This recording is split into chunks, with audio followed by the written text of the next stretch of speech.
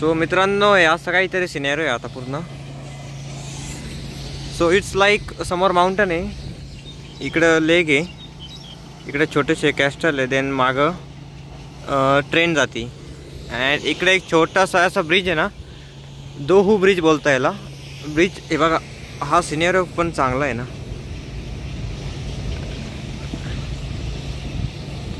इथून प्लेन जाता, इथून ट्रेन जाते, आणि तिथं बसून तुम्ही मग बघू शकता सर्व काही.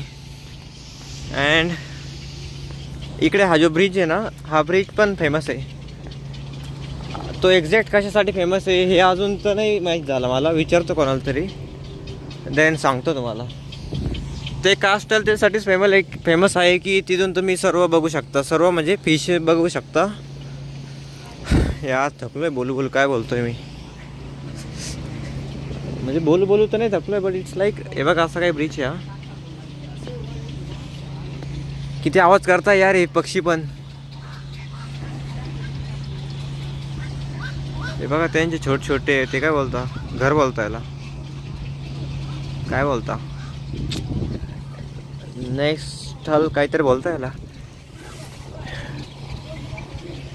चांगलं आहे माहिती आहे का इकडं, हे रिअली ना एक रिलॅक्स होण्यासाठी चांगली जागा आहे.